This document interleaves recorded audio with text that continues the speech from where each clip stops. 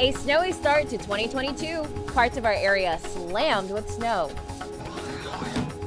The snow showers are wrapping up, but the cold remains. The wind chill by morning. And he's bringing business to the Bronx with his signature sense of style. New York Live introduces you to the celebrity fashion designer known as Muggsy McFly.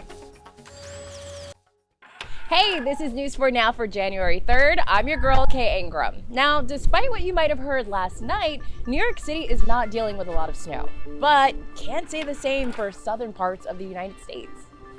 Check it out, South Jersey is getting socked with snow.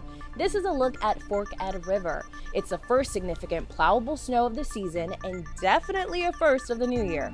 Even the sands of the Jersey Shore are getting blanketed. The snow stuck mainly to the south of us here in the city. Some of Long Island also got hit, but Storm Team 4 says all of us will be seeing a chilly night ahead.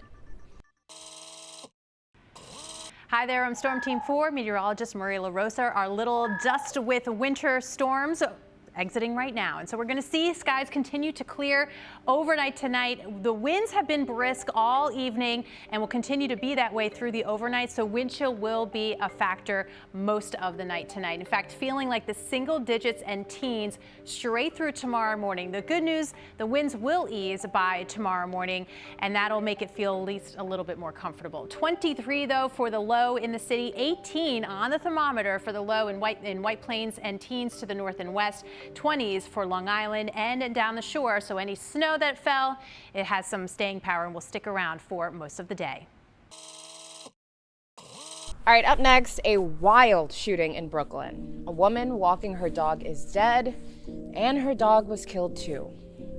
It happened this weekend in Bed-Stuy. The pit bull she was walking was shot and killed too. This happened at the corner of DeKalb and Franklin Avenues. Now, it's not clear yet why she was shot, and police tell us they're still looking for who shot her.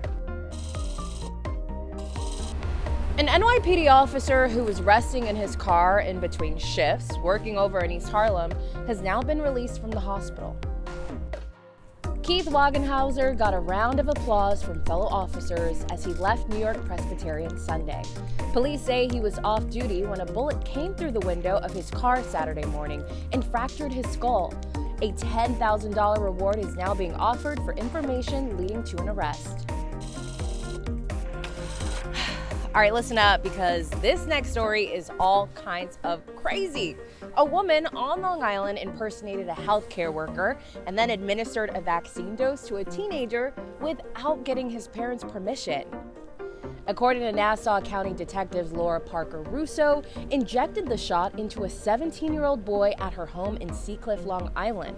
Police say Russo is not a medical professional and is not authorized to give vaccines. She was arrested, released, and will make her first court appearance on the 21st. Police say Russo is a family friend, and they're still looking into how she got the vaccine. The 119th annual Coney Island Polar Bear Plunge is back after a year off because of the pandemic. Hundreds rang in the new year, screaming into the waters off Coney Island this weekend. Organizers sent in about 500 people at a time in 5-minute intervals. 3,000 swimmers jumped in. But it's not all good news. One of the participants did go into cardiac arrest after jumping in the chilly waters. He had an underlying health condition. The plunge raises money for local nonprofits and community groups. Check out this video of a dog being rescued from a ledge in Inwood Hill Park in Upper Manhattan. Here's video from the Citizen app of the dog at the top of the hill. Officers rappelled down to the dog and were able to put the pup in a crate and lower the pet to safety. The dog didn't appear to be hurt. All right. So one thing you have got to know about New York is that each of the boroughs has its own style. New York Live caught up with one stylist who goes back to his boogie down roots to set up shop. Check it out. The saying, "there's no place like home," couldn't be truer for celebrity fashion designer Muggsy McFly, who recently opened up his flagship store right here in his hometown of the Bronx. We're catching up with him to find out all the details. All right, I am super pumped to be here because you are a celebrity fashion designer who has worked with the likes of Doja Cat and Post Malone. Tell me, how did you get started? Well, I just always had a love for fashion, and you know, growing up in the Bronx, I only could really afford my favorite pair of sneakers, and it wasn't easy to get the right outfit together, so I had to be creative. Why was it so important for you to have this shop here? Representation.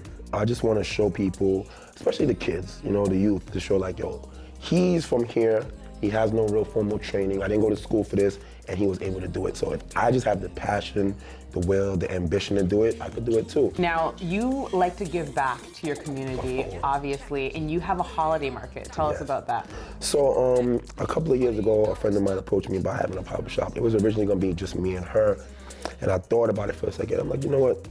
Why don't we expand it and give everybody else the opportunity? I have the platform, I have the people. I mean, if I do it, they'll come to my booth, they'll come to yours. So I started a little, you know, holiday pop-up, supply to demand. I do it after Black Friday, right around the holiday season. It's usually a great turnout for everyone.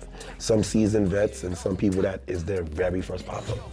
What does it mean to you to be able to sell your stuff at Mugsy's Market? Honestly, it's life-changing. It's an opportunity that I could not pass up, and it also provides a platform for me to network with other vendors. So each pop-up shop I learn and I take away from that. And like myself and other vendors, we appreciate Mugsy for providing that platform so we could all grow together. I love that. Well, Mugsy, thank you so much, not only for your fashions, but also for connecting the community. Of course. Yes, it's always about giving back, always. All right, friends, it is cold out here, so I'm gonna head back inside. Thanks for tuning in. I'm Kay Ingram. I'll see you back here tomorrow. Bye.